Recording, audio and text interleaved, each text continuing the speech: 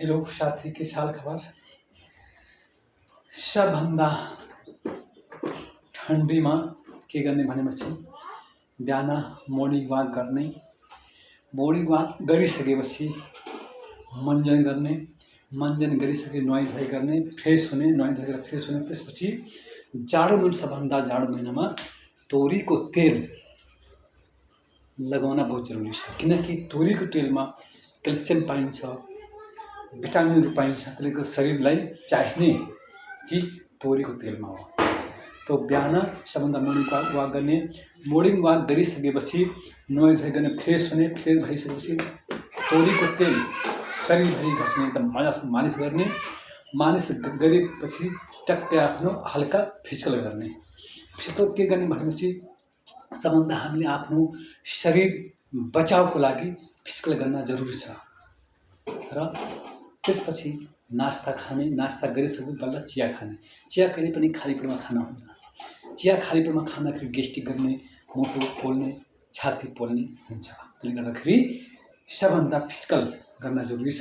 गरी आफ्नो शरीर बचाउको लागि हल्का एक्सर्साइज गर्ने। त्यो एक्सर्साइज किन गर्ने भनेपछि सबभन्दा हामीले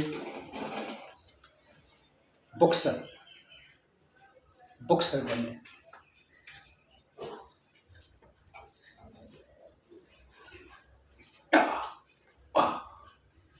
अनि हामीले खेल्ने एउटा गेम, बिहान गेम खेल्ने भनेपछि गेम खेल्ने अनि 1 2 3 4 1 2 3 4 अनि जिम गर्ने, हल्का जिम गर्ने। हल्का जिम गरिसकेपछि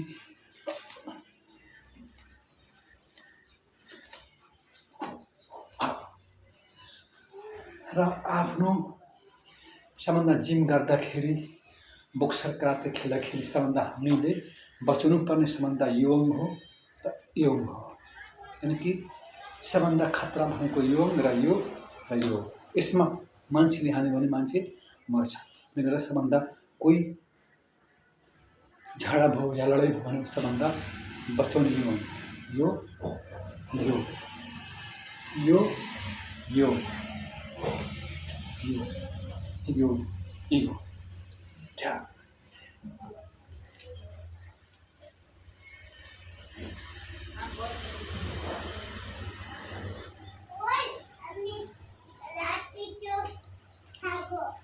किनकि म पहिला लगभग 15 वर्षको उमेरमा लगभग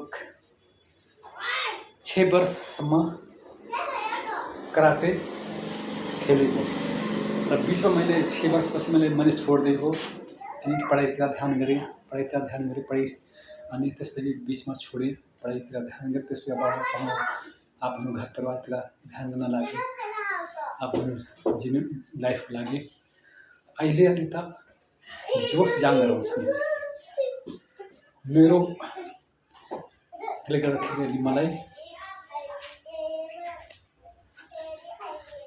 खेल्न मन पनि लाग्छ र आफ्नो शरीरको लागि हेल्दी हुन मन लाग्छ।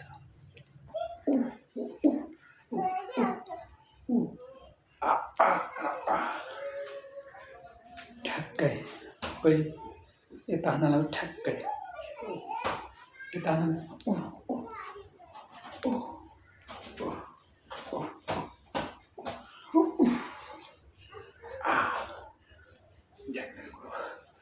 ल गाइस, अब म बिहानको फ्रेस भएँ। अब चिया पकाउँछु। त्यो चिया फेरि कालो चिया, भेलीको चिया खान्छु र आफ्नो कपडा पोसाक लगाउँछु। त्यसपछि आफ्नो मेडिकलमा बस्छु। मेरो क्लिनिक छ र आफ्नो क्लिनिकमा बस्छु। दिनभरि बिरामीको सेवा गर्छु।